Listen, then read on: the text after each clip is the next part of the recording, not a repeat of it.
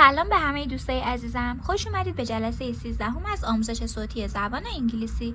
اینجا قراره توی کمتر از 10 دقیقه انگلیسی رو قورت بدیم، پس با من همراه باش.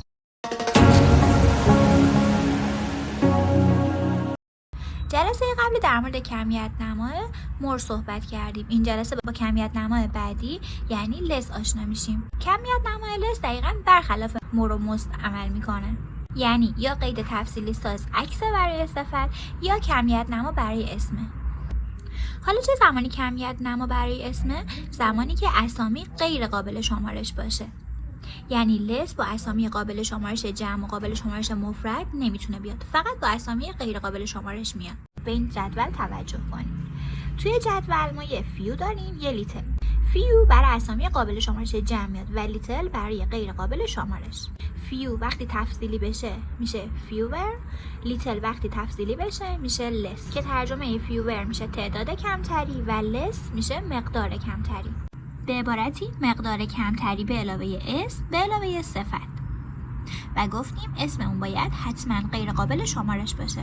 دومین حالت قید تفصیلی ساز برای صفت بود که برای صفت تفصیلی میاد و فرقی نداره که چند هجایی باشه، میخواد یه هجا باشه میخواد 1000 تا هجا باشه، فقط هجا برای ماست و مور میاد و برای لس اصلا شرط هجا لازم نیست.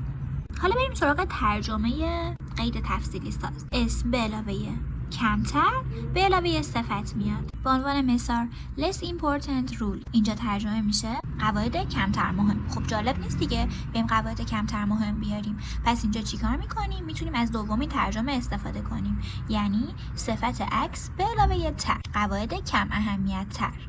less big apples سیب‌های کمتر بزرگ، بلکه عکسش رو میگیم سیب‌های کوچکتر. حالا چه زمانی less ابهام پیدا میکنه؟ زمانی که صفت باشه و اسم همزمان غیر قابل شمارش باشه، یعنی زمانی که هر دو رو داشته باشه بهش میگیم که لس ابهام داره و با توجه به بافت جمله تشخیص میدیم که کدوم ترجمه براش استفاده بشه. به عنوان مثال less hot drink، لس قید برای صفت، بله شرط تک هجا یا چند هجا بودن براش اهمیتی نداره، پس قید برای صفت هست. میگیم نوشیدنی سردتر.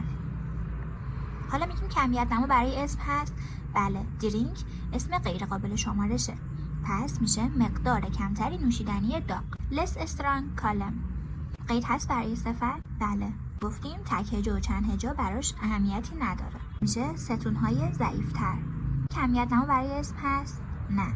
چرا؟ چون که اسممون غیر قابل شمارش نیست. less purified gold اگه یادتون باشه جلسه قبلی گفتیم که طلا غیر قابل شمارش هست، پس کمیت نما برای اسم هست، میشه مقدار کمتری طلای خالص. قید تفصیل ساز برای صفت هست، بله تک هجا و چند هجا بودنش اهمیت نداره، پس ترجمه میشه طلای ناخالص تر. less beautiful girls بگین کمیت نما برای اسم هست؟ خیر، چون که اسم غیر قابل شمارش نیست. قید تفصیل ساز برای صفت هست، بله چون که گفتیم تک هجا و چند هجا بودنش اهمیت نداره.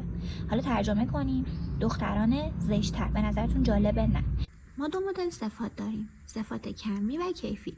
کمی صفاتی هستن که برای نشون دادن مقدار یا تعدادن. مثلا بگیم وزن این 100 کیلوه، وزن اون یکی 99 کیلوه. اینجاست که اگه ترجمه اسم به علاوه کمتر به علاوه صفت جواب نده، ترجمه صفت عکس به علاوه تر استفاده میشه. یعنی میتونیم بگیم 100 کیلو بیشتر از 99 کیلوه یا برعکسش 99 کیلو کمتر از 100 کیلو. اینجا یکی از صفت عکس به علاوه تر استفاده کردیم. حالا یه زمانی هست که صفتمون کیفیه، یعنی برای توصیف ویژگی یه چیزی میاد، مثلا زیبایی.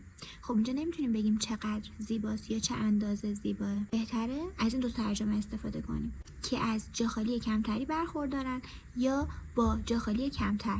به عنوان مثال less beautiful girls تفصیل ساز برای صفت هست. دختران زشت‌تر هم گفتیم ترجمه جالبی براش نمیتونه باشه، پس با استفاده از صفات کیفی ترجمه میشه دخترانی که از زیبایی کمتری برخوردارن یا دخترانی با زیبایی کمتر.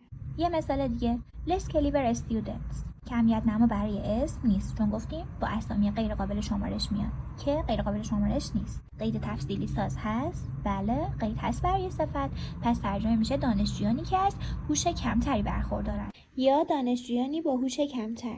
اینم از کمیت نمای لس و صفات کمی و کیفی. اینم اضافه کنم که توی زبان انگلیسی 4 چیز همیشه ترجمه میشه.